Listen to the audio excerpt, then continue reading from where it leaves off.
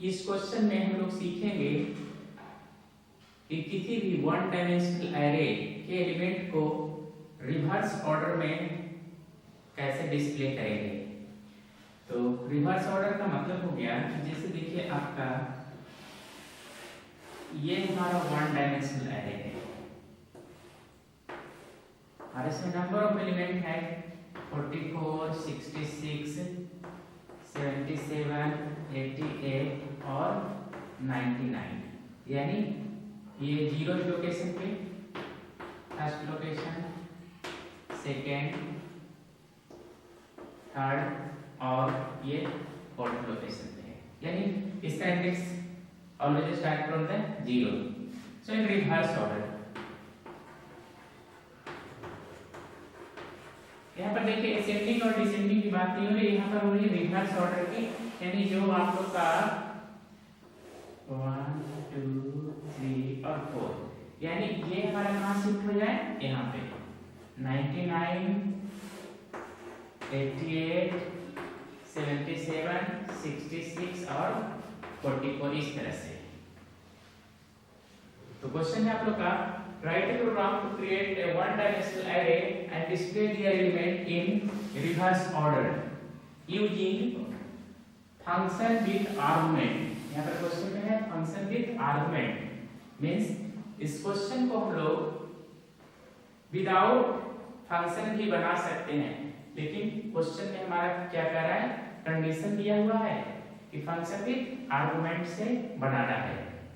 तो अगर ये फिगर को अगर हम देखते हैं तो इतना तो समझ में आ रहा है कि सबसे पहले एक एरे क्रिएट करना होगा और उसके सारे वैल्यू को इनपुट करना होगा, और दूसरा फंक्शन हम लोग बना सकते हैं कि वह किस मेथड से इसके सारे वैल्यू को रिवर्स करेगा। यानी देखिए 0 to 4, यानी 4 कहाँ पे आ गया, 0 पोजीशन पे आ गया, ये 1, 2, 3 और 4, यानी जो लोकेशन है उस लोकेशन पे वैल्यू को चेंज करना है, पीछे से आगे कर देना है और कुछ नहीं।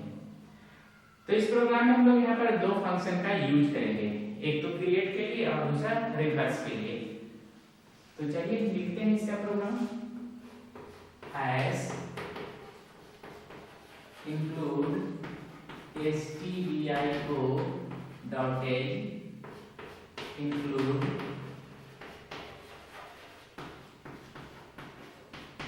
conio dot h। यहाँ तक तो कोई दिक्कत नहीं है। अब हम यहाँ पर क्या लेंगे, दो फंक्शन, क्योंकि क्वेश्चन क्या है, फंक्शन विद आर्गुमेंट से बनाना है, इसलिए void वन डायमेंशन क्रिएट करना है, तो create 1D array, और चूंकि इस फंक्शन में आर्गुमेंट ही होना चाहिए, so we will take the two argument, one you can pass like with the array and the second is the normal variable, that is the size of the array। So one will with the pointer type and second with the normal। So the next function while, यहाँ पर function का नाम क्या होगा, तो वर्ग क्या है, क्या करना है, रिवर्स। तो फंक्शन का नेम हो सकता है reverse element, reverse element 1D नहीं लिखने, क्योंकि वो नेम क्या होगा, काफी लंबा हो जाएगा, int स्टेरिक और int। ठीक है, ये दोनों फंक्शन हमारा यहाँ पे से हम लोग ले लिए हैं। अब यहाँ पर से देखिए ग्लोबल वेरिएबल ले लेते हैं int i इसलिए लेते हैं कि दोनों फंक्शन में लूप में i का यूज होगा, तो या तो हम लोग यहाँ पे इसको डिक्लेयर करें, अदरवाइज दोनों फंक्शन में डिक्लेयर करें। तो 2 टाइम्स से अच्छा है कि 1 टाइम हम यहाँ ग्लोबल इसको डिक्लेयर कर रहे हैं। अब यहाँ पर से देखिए void में, void में हमारा क्या होगा, एक तो सबसे पहले एरे क्रिएट करना है, उस एरे का नेम क्या होगा, तो मान लेते हैं ARRA और इसका साइज क्या है 10, जैसा कि पहले भी प्रोग्राम में हम लोग किए हैं। और दूसरा int साइज। अब यहाँ पर देखिए CLRSCR, इससे ज्यादा यहाँ पर कोई भी वेरिएबल लेने की आवश्यकता नहीं है। अब हम लोग यहाँ से क्या करेंगे, एरे को क्रिएट करेंगे, यानी सबसे पहले साइज को इनपुट करेंगे, उसके लिए कोड होगा printf enter the size of 1D array equal to, और यहाँ से सेमीकोलन। यानी ये लाइन आप लोग का क्या होगा, एक मैसेज देगा, और मैसेज देने के बाद स्कैनर यहाँ पर से लोग ये इसलिए कर रहे हैं कि वो प्रोग्राम को रोक कर रखेगा कि जब तक आप वैल्यू कीवर्ड से इनपुट नहीं करेंगे तब तक आगे प्रोसीड नहीं करेगा। %d और यहाँ से n%, देखिए यहाँ पर हमारा क्या है, साइज के लिए यूज किया वेरिएबल साइज, तो यहाँ पर से हम लोग साइज ले लेंगे, ठीक है। यानी ये मैसेज देगा enter the size of 1D array और it will input the any value that will show your size. उसके बाद हम लोग क्या करेंगे, इस फंक्शन का यूज करेंगे create 1D array, create 1D array, और उसमें पास किसको करेंगे, किसको क्रिएट करना है, तो इस एरे को क्रिएट करना है। ARR is the name of array और this is the size of array, ठीक है। जब क्रिएट हो जाएगा उसके बाद क्या बोलेंगे, रिवर्स एलिमेंट, क्या करना है, रिवर्स एलिमेंट।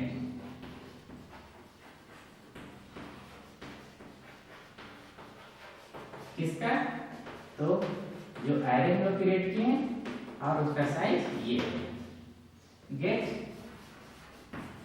ch। तो इस तरह से हम लोग क्या करेंगे, मेन फंक्शन हमारा कंप्लीट हो गया है। अब देखिए मेन फंक्शन में दो फंक्शन का यानी टू फंक्शन का हम लोग यूज किए हैं। पहला हमारा क्या है, क्रिएट 1D array और दूसरा रिवर्स द एलिमेंट। यहाँ पर से लिख देते हैं REVERS reverse element, this is the function, क्योंकि जब हम अरेंज करते हैं तो कंफ्यूज हो जाते हैं कि क्या फंक्शन हम लिए थे। तो ध्यान रखिएगा जो फंक्शन हम लोग यहाँ पर यूज किए हैं वही यूज यहाँ पर भी करेंगे और उसी का डेफिनेशन भी देंगे।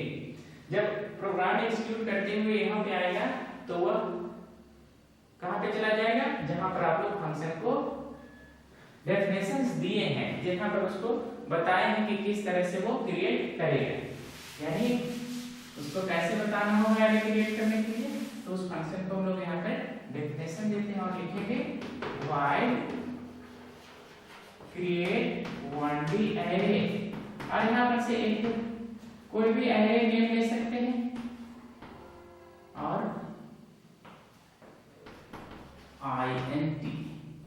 s that is the size। सबसे पहले क्या करना होगा, वो एक मैसेज देगा enter the element of 1D array, तो उसके लिए कोड होगा printf enter the element of 1D array, और यहाँ पर से कोलोन देकर हम लोग नेक्स्ट लाइन में चले जाएंगे और यहाँ से देखिए फॉर लूप यूज करेंगे i equal to 0, i less than s और i प्लस प्लस। यहाँ पर देखिए s यूज किया, इसलिए यहाँ पर देखिए s यूज करेंगे और यहाँ पर printf backslash n a% d equal to, यहाँ पर से i वैल्यू आप लोग का वो देगा, ठीक है। और यहाँ पर से स्टोर करने के लिए क्या यूज करेंगे, स्कैनर %d और यहाँ से हो जाएगा ai, ठीक है, क्लोज, अगले फंक्शन क्लोज। तो हमेशा ध्यान रखिएगा कि जब भी हम लोग फंक्शन में प्रिंटफ में जो भी लाइन लिखते हैं that will helpful to the user. जैसे एटीएम मशीन में अगर हम लोग कार्ड इनपुट करते हैं तो वहां पर देखिएगा साइमल्टेनियसली एक के बाद एक आप लोग के पास इंफॉर्मेशन आता है जिसके थ्रू आप डिसीजन लेते हैं। तो उसी तरह कोडिंग में भी क्या होता है कि आप लोग का जैसे जैसे लाइन बाय लाइन एग्जीक्यूट करेगा they will give the information और उसी इंफॉर्मेशन के आधार पे आप लोग वैल्यू इनपुट करते हैं। तो जितना अच्छा आप लोग स्टेटमेंट लिख पाइएगा उतना अच्छा कंप्यूटर वो इंफॉर्मेशन डिस्प्ले करेगा। तो ये तो हमारा हो गया इनपुट फंक्शन के लिए। अब हम क्या करेंगे यहाँ पर से रिवर्स एलिमेंट यानी रिवर्स फंक्शन को यहाँ पर से हम लोग डेफिनेशन देंगे।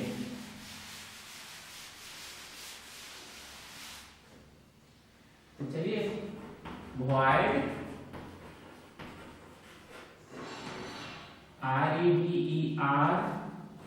reverse एलिमेंट और यहाँ पर से क्या हो जाएगा INT किसका रिवर्स करना है तो A का जिसका साइज हमारा क्या है S। अब देखिए यहाँ पर ना एक एक्स्ट्रा वेरिएबल का आवश्यकता होगा। अब यहाँ पर क्यों होगा आपको हम दिखा रहे हैं। INT REB क्योंकि REB वेरिएबल्स नेम इसलिए लिए क्योंकि वह रिवर्स से रिलेटेड है उसके जगह पर आप कुछ भी ले सकते हैं। अब यहाँ पर देखिए क्या करना है ना रिवर्स इक्वल टू देखिए यहाँ पर जो S दिए हैं है ना S-1 करेंगे। अब क्यों करेंगे जैसे देखिए इस अगर आप लोग 5 एलिमेंट दिए टोटल यहाँ पर जो फर्स्ट लाइन था enter the total number of element यानी साइज अगर 5 दिए हैं साइज इक्वल टू 5 लेकिन इंडेक्स हमारा कहां से स्टार्ट होता है 0 से। तो अगर टोटल इसमें एरे में कितना है 5 एलिमेंट है लेकिन लोकेशन हमारा क्या है लास्ट 4 तक ही गया है। तो यहाँ पर साइज 5 है लेकिन इसका पोजीशन क्या है 4 है। 4 करने के लिए क्या करना होगा साइज -1 यानी अगर हम लोग साइज -1 करते हैं तो रिवर्स में क्या होगा this is the last location of the element. तो यहाँ से हम लोग S-1 कर दिए तो अगर S का वैल्यू 5 होगा तो ये लोकेशन क्या बताएगा 5 - 1 = 4 पोजीशन। ये पॉइंट इंपॉर्टेंट है ध्यान रखिएगा नहीं तो क्या होगा आप लोग का गार्बेज वैल्यू दे देगा क्योंकि 5 तो उस पे लोकेशन है ही नहीं तो वैल्यू लाएगा कहां से तो गार्बेज हो जाएगा। तो ध्यान रखना है। उसके बाद आप लोग को क्या करना है फॉर लूप लगाना है फॉर I = 0 I s और I++। हम लोग यहाँ पर से रिवर्स एलिमेंट डिस्प्ले करना है तो यहाँ पर देखिए TRIN TF %b और यहाँ पर से हम लोग क्या कर दे रहे हैं AREB और यहाँ पर से एक दिन और ध्यान देना है जो पहला वाला रिवर्स क्या होगा वो क्या है आप नेक्स्ट टाइम जब आए तो एक माइनस होकर रहना चाहिए। यहाँ पर से लिख सकते हैं REB = REB -1 और ये आपका फंक्शन क्लोज हो गया। अब चलिए इस क्वेश्चन का डेमोंस्ट्रेशन देखते हैं कि ये फंक्शन वर्क करेगा कैसे। ठीक है इरेज कर रहे हैं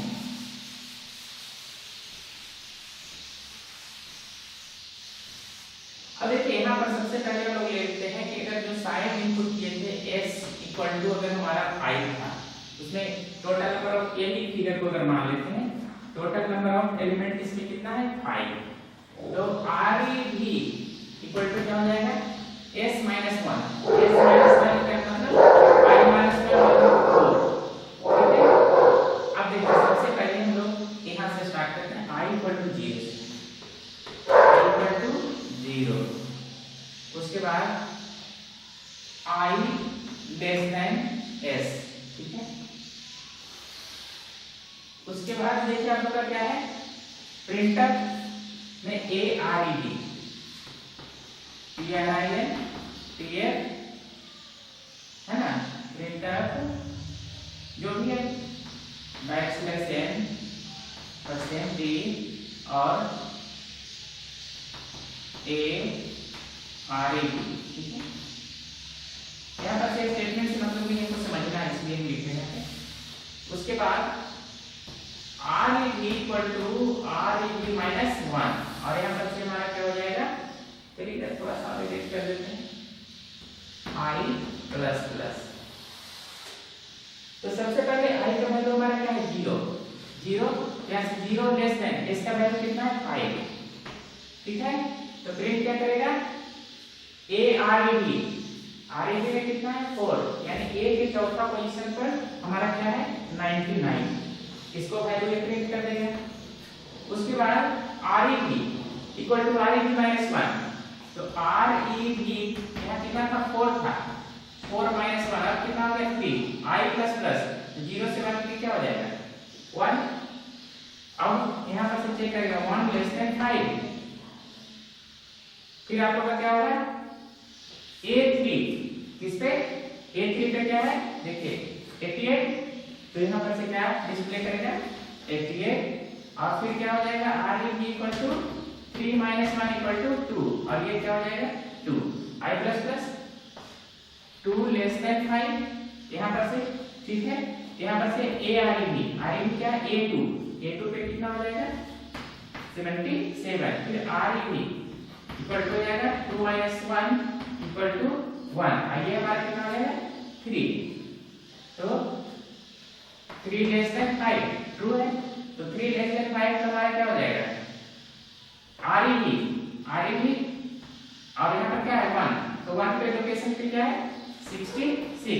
अब ये क्या हो जाएगा REB equal to 1 minus 1 equal to 0 और ये क्या हो जाएगा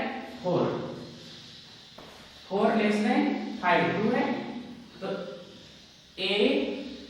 REB 0 आ गया, तो A के 0 पोजीशन पर क्या है 44 और ये हमारा क्या हो जाएगा REB 0 minus 1 equal to minus 1 और ये हमारा क्या हो जाएगा 5। अब 5 लेस देन 5 फॉल्स हो गया, अब इसमें नहीं जाएगा, तो आप लोग का देखिए वैल्यू क्या हो गया रिवर्स ऑर्डर में डिस्प्ले कर दिया। तो इस तरह से, और इसमें इंपॉर्टेंट पॉइंट कहाँ पे ध्यान देना है, जो सबसे ज्यादा ध्यान देना है यहाँ पर हमारा कि जो हम लोग यहाँ पर डिक्लेयर किए थे और s-1 किए थे REB इक्वल टू s-1 यानी टोटल नंबर ऑफ जो आप इनपुट किए थे उसमें सब्ट्रैक्ट किए और यहाँ से REB को डिस्प्ले किए और फिर REB equal to REB minus 1, क्योंकि हर बार क्या होगा पहला और चौथा लोकेशन पर डिस्प्ले करेगा, फिर उससे एक कम आएगा दूसरी लोकेशन, फिर उससे कम, फिर इससे कम, फिर उससे कम, तो इसका मतलब है कि REB का वैल्यू एक स्टेप पीछे आएगा और फॉर लूप लगाए जो शुरू से क्या होगा लास्ट तक जाएगा।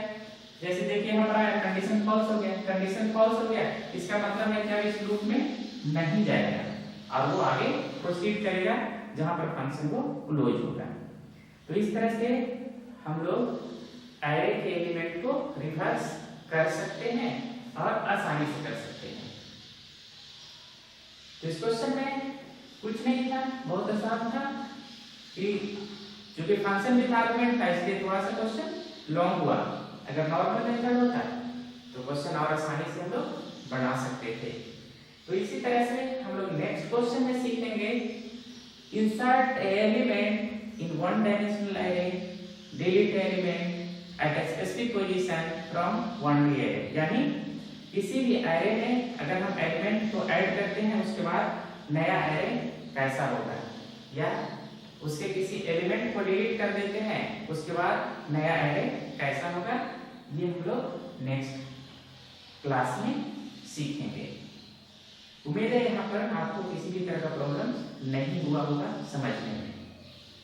तो मिलते हैं फिर नेक्स्ट प्रोग्राम में।